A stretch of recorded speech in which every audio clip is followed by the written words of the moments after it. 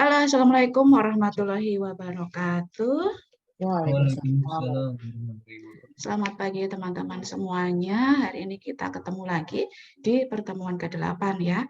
Seperti yang sudah teman-teman tahu ya, sudah teman-teman lihat ada di silabus kita ya. Hari ini kita akan membicarakan tentang representasi perempuan dalam iklan ya. Oke, sebelumnya saya lihat dulu nih teman-teman, ternyata banyak yang pakai baju putih, kayaknya kompak-kompakan ini ya. Mungkin janjian dari semalam ya, mungkin mau pakai baju putih nih ya. Oke, baik. Katanya putih itu artinya adalah suci ya. Artinya itu adalah bersih. Harapannya nanti teman-teman semua bisa bersih dari yang namanya plagiasi ya. Hati-hati itu plagiasi ya. Oke, baik teman-teman semuanya ya, sebelum kita kuliah jangan lupa kita doa dulu ya. Oke, baik teman-teman ya, kita berdoa dulu sesuai dengan keyakinan dan juga agamanya masing-masing. Berdoa dipersilahkan. Amin, selesai ya. Oke, kita akan langsung ngapain nih hari ini ya. Oke, kita akan lihat dulu teman-teman. Yeay. Di perkuliahan kita hari ini ya, sebelum kita nanti masuk ke materi dan juga kegiatan untuk hari ini, saya mau sampaikan dulu nih untuk skenario perkuliahan kita ya. Jadi ini nanti ya ada pendahuluan 5 menit. Saya sekarang ngomong ini sedang pendahuluan ya. Lalu kemudian nanti ada penjelasan materi sekitar 20 menit ya. Lalu kemudian nanti ada penugasan dan juga diskusi kelompok ya. Jadi teman-teman harus siap dari sekarang ya. Kira-kira nanti akan diskusi tentang apa ya. Lalu setelah itu nanti teman-teman melakukan kegiatan presentasi ya. Ini mungkin teman-teman sudah sering presentasi, jadi nanti langsung saja presentasi seperti biasanya. Dan yang terakhir nanti penutup. Jadi total untuk kegiatan kita hari ini ada 2 SKS atau 100 menit gitu ya. Oke, baik. Lalu kemudian teman-teman setelah kita sudah tahu terkait dengan skenario untuk perkuliahan kita juga harus tahu nih, kira-kira kita hari ini kuliah itu nanti akan mendapatkan ilmu apa, atau kita itu bisa dapat melakukan apa gitu ya. Yang pertama, nanti teman-teman harapan saya itu mampu ya mengidentifikasi simbol-simbol yang muncul dalam iklan yang kemudian nanti akan saya tampilkan. Yang kedua ya, nanti teman-teman harapannya juga mampu melakukan analisis pada simbol ya. Analisisnya ini nanti pakai analisis semiotika. Kan teman-teman sekarang juga lagi belajar teori dasar komunikasi kan. Jadi nanti silahkan diimplementasikan dalam perkuliahan ini ya. Lalu kemudian teman-teman nanti silahkan menjelaskan terkait dengan representasi perempuan berdasarkan video yang kemudian nanti akan ditayangkan di kelas ya. Dan yang terakhir nanti harapannya teman-teman mampu menganalisis hubungan bahan amatan dengan isu feminisme ya. Ingat, kita sudah pernah membahas terkait dengan isu feminisme di pertemuan minggu lalu. Jadi harapan saya teman-teman tidak ada yang lupa ya. Oke, baik. Terkait yang tadi sudah saya spill di awal ya. Ini ada nih judulnya nih. Macam-macam feminisme. Nah, oke teman-teman. Kira-kira macam-macam feminisme yang sudah saya sampaikan di minggu lalu apa? Coba angkat tangan. Coba Prisil. Oke. Oke, betul Prisil ya. Oke. Oke, selanjutnya. Oke, ini ada yang angkat tangan juga. Ini ada Yota ya. Apa Yota? Oke, betul juga ya. Oke, baik teman-teman. Saya kira teman-teman ternyata ini ya kayaknya sudah belajar duluan ya. Jadi teman-teman mungkin sudah tahu ya kira-kira apa kemudian macam-macamnya dari feminisme itu sendiri ya. Tapi hari ini tenang saja bagi yang kemudian nanti agak lupa atau mungkin belum membuka kembali catatannya, nanti tak ulangi lagi ya biar nanti teman-teman bisa ingat lagi gitu ya. Nah, macam-macam feminisme itu ada 6 teman-teman ya yang kita sudah pelajari. Kemarin kan saya sudah pernah cerita tuh, kalau macam-macam feminisme itu sebenarnya ada banyak, ada 13 ya. Tapi saya tidak menginginkan teman-teman itu hafal semuanya ya. Kita pilih saja mana yang itu kira-kira paling familiar dengan yang kemudian kita hadapi di lingkungan kita sehari-hari ya. Oke, yang pertama kalau masih ingat ya, ada namanya feminisme liberal. Yang kedua ya ada namanya feminisme radikal. Yang ketiga ada namanya feminisme yang Marxis dan sosialis. Yang keempat ada namanya feminisme psikoanalisis dan gender ya. Yang kelima ada feminisme eksistensialis dan yang keenam ada feminisme kulit hitam. Nah, oke, coba dibuka kembali memorinya, ingat apa enggak ya terkait dengan jenis-jenis feminisme ya. Yang belum ingat mau saya ingetin sekali lagi ya. Oke, baik, kita bahas dulu ya terkait dengan feminisme yang liberal. Ini statusnya mengingat kembali, jadi teman-teman nanti hanya mendengarkan informasi saya secara umum saja. Saya tidak akan menjelaskan secara detail karena ini sudah pernah kita bahas di minggu lalu ya. Oke, baik, terkait dengan feminisme liberal. Nah, orang-orang yang kemudian punya aliran feminisme liberal, dia itu biasanya ya punya pandangan ya, dia itu ingin mengkritisi, ingin mengubah ya yang namanya undang-undang ya, terutama undang-undang yang dia itu mendukung keluarga patriarki. Kita tahu ya ada beberapa undang-undang yang mungkin dirasa tidak kemudian mengakomodir perempuan dan itu sedang diperjuangkan oleh orang-orang yang kemudian dia punya pikiran ataupun aliran dalam konteks feminisme liberal. Contohnya apa ya? Kita masih ingat ya yang namanya undang-undang atau peraturan pemerintah yang berkaitan dengan cuti melahirkan ya. Yang sebelumnya cuti melahirkan 3 bulan ternyata sudah ada mau ada revisi nih. Ternyata cuti melahirkan mau diubah menjadi 6 bulan. Nah, orang-orang yang punya pemikiran feminisme liberal, mereka itu akan punya ya dorongan atau punya gerakan untuk kemudian memotivasi, mendorong pemerintah untuk kemudian melakukan perubahan dalam undang-undang tersebut ya. Itu yang model pertama.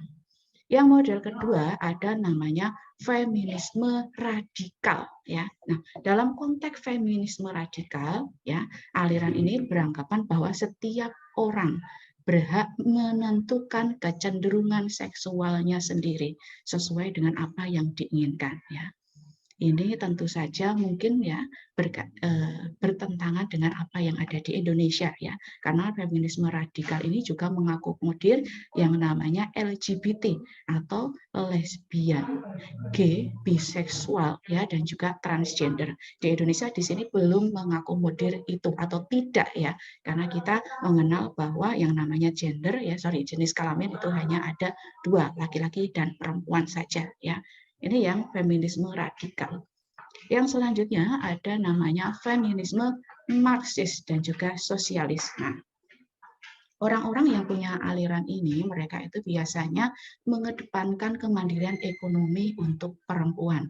Jadi perempuan-perempuan itu kemudian didorong untuk mandiri, untuk kemudian bisa dikatakan sejajar dengan laki-laki. Ya, jika kemudian laki-laki bekerja, maka perempuan juga bekerja, gitu ya. Karena landasan dari pemikiran yang Marxis ini itu adalah landasan dari pemikirannya Karl Marx. Ya, teman-teman tahu ya, Karl Marx itu adalah seorang filsuf gitu ya. Dia punya buku namanya bukunya namanya apa? Oke, namanya The Das Kapital gitu ya.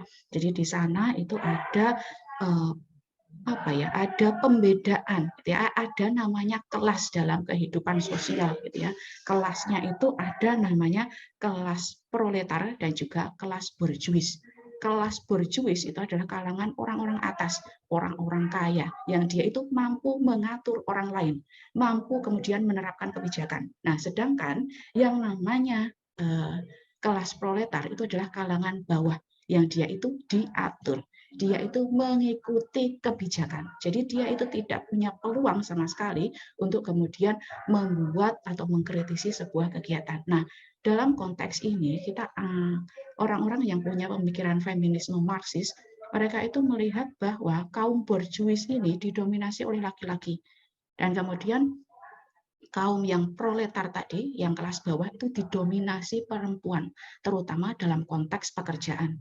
Jika dalam sebuah pekerjaan yang sama, ya misalnya di bangunan, laki-laki itu akan menjadi pekerja bangunannya, perempuannya akan menjadi pembantu atau asisten pekerja bangunan. Otomatis posisi ini kemudian akan membuat tarif ataupun honor dari laki-laki dan perempuan itu berbeda, ya. Ini adalah pemikiran dari feminisme yang Marxis, ya. Lalu pemikiran yang keempat, ada namanya feminisme psikoanalisis dan juga gender. Nah, pada pemikiran ini atau aliran ini ya, bahwa dikatakan bahwa seseorang ya itu jika dia itu kegiatannya atau kemudian dia itu perilakunya feminim atau maskulin itu ditentukan dari masa kecilnya, ya. Kita sering lihat lah ya, anak kecil ya gitu ya, masih TK gitu ya, masih umur 4 tahun, 5 tahun dibeliin mainan apa? Mainannya Barbie. Mainannya adalah make upan, masak-masakan. Yang laki-laki siapa? Dikasih mainan apa? Yang laki-laki dikasih mainannya adalah mobil-mobilan, truk, atau kemudian juga dikasih gitar-gitaran. Itu sebuah konstruksi loh.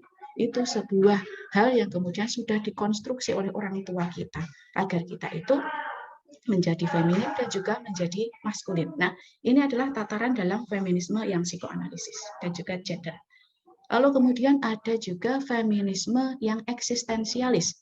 Yang model ini ya, aliran ini melihat bahwa perempuan itu mereka itu harus mampu melakukan pilihan-pilihan yang sulit agar kemudian dia itu bisa diakui di masyarakat. Contohnya apa ya?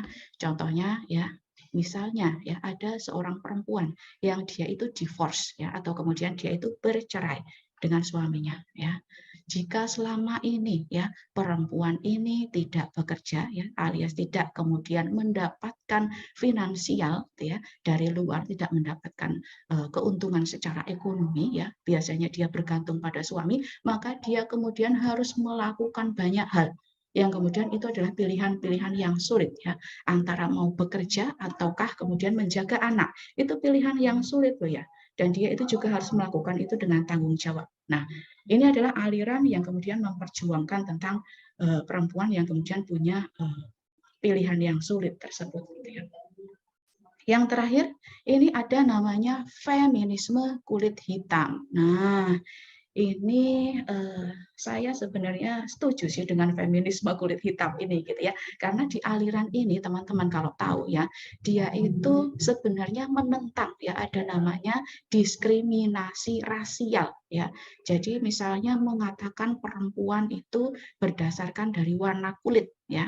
Oh, yang kulitnya warnanya A itu cantik. Oh, perempuan yang kulitnya warnanya B itu tidak cantik, misalnya seperti itu ya.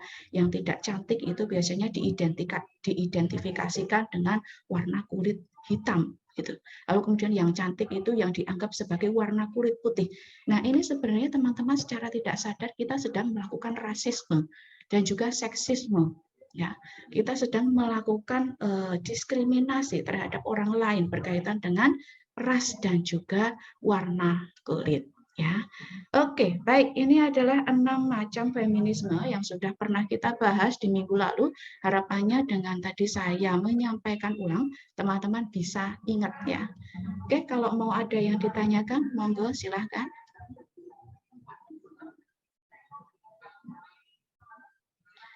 Baik, tidak ada yang ditanyakan ya.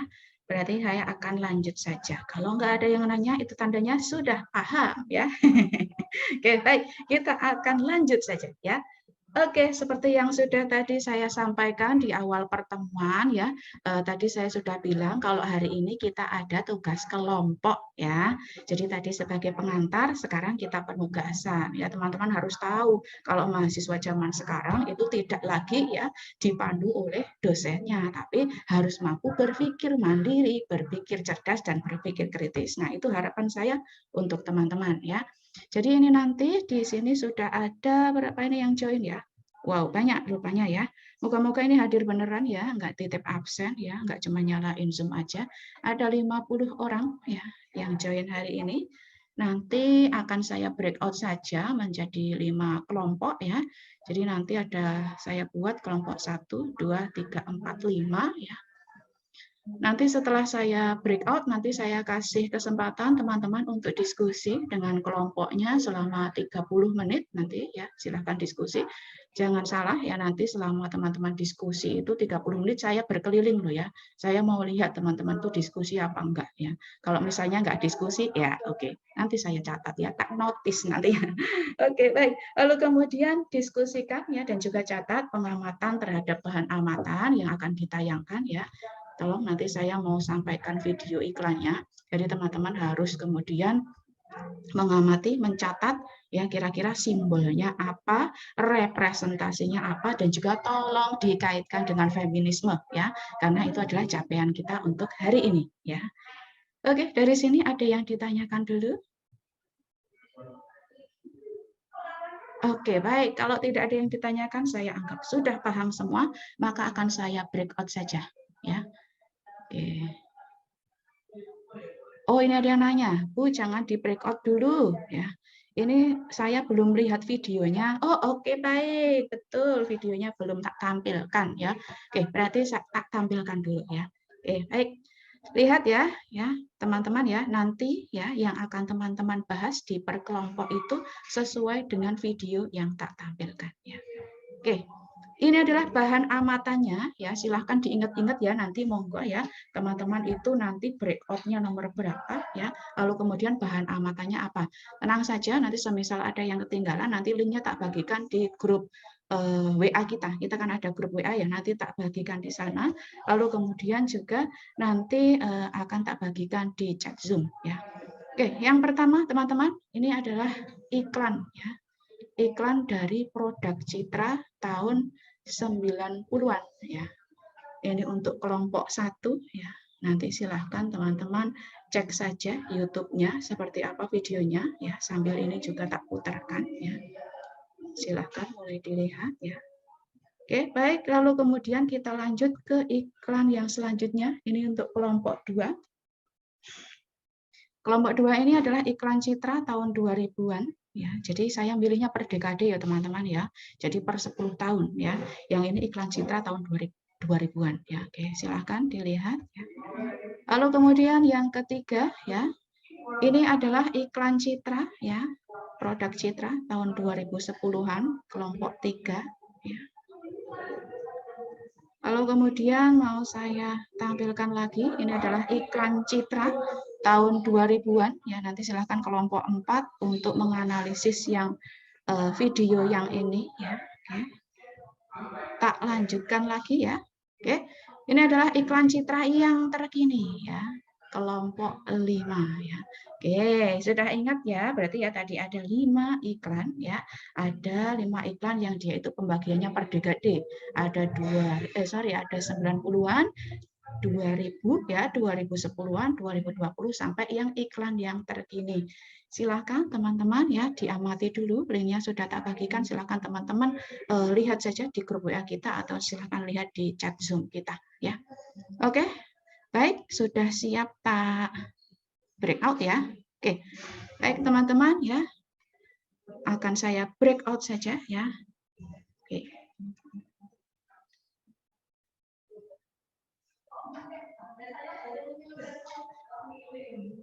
Baik, teman-teman. Ya, pas, sudah Bu. Kembali. Bu. Pas Oke. waktunya. Oke, baik, Bu. Oke. Boleh ditutup, Bu. Ya, demikianlah tadi. Ini menarik sekali karena memang ya ada konsep kayak ini ya, produk, wanita jadi produk.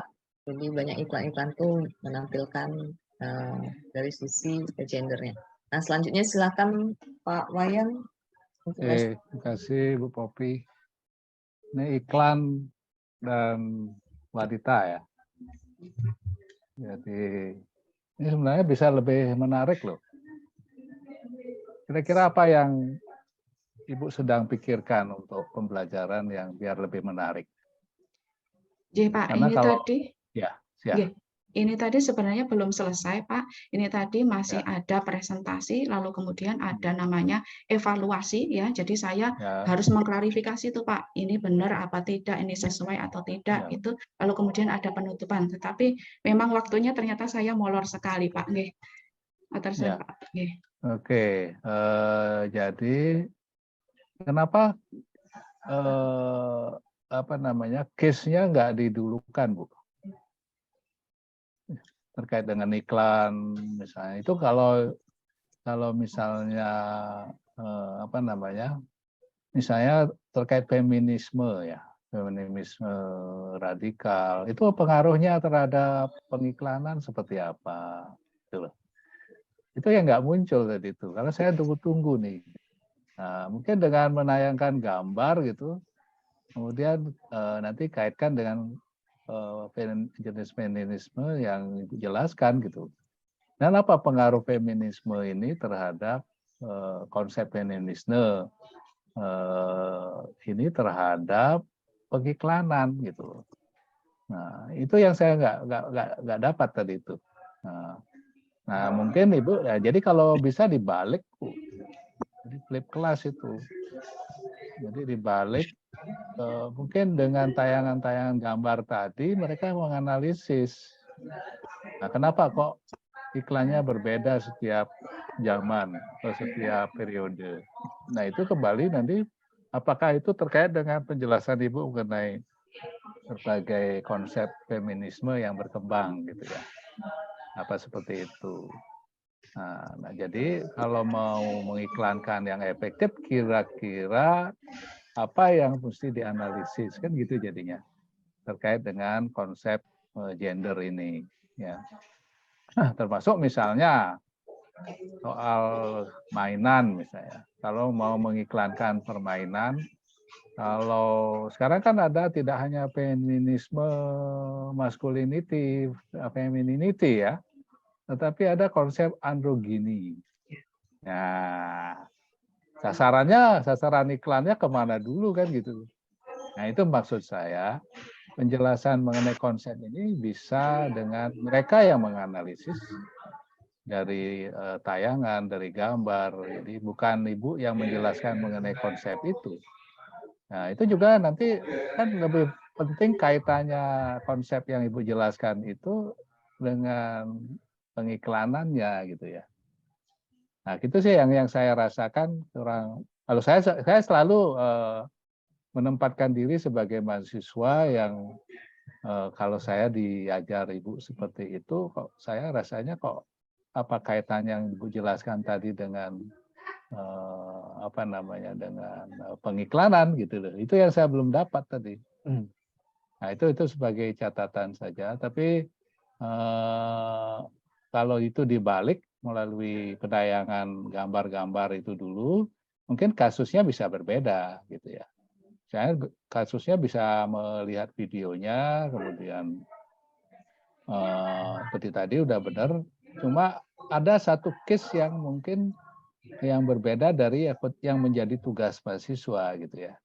Yang pengiklanan yang berbeda, tetapi yang sebelumnya konsepnya hampir sama, kaitan antara wanita dengan iklannya gitu ya.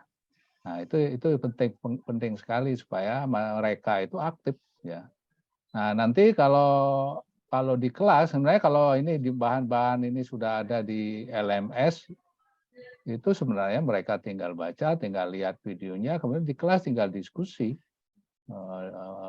memastikan mereka paham tidak apa kaitan antara gender dengan pengiklanan gitu ya.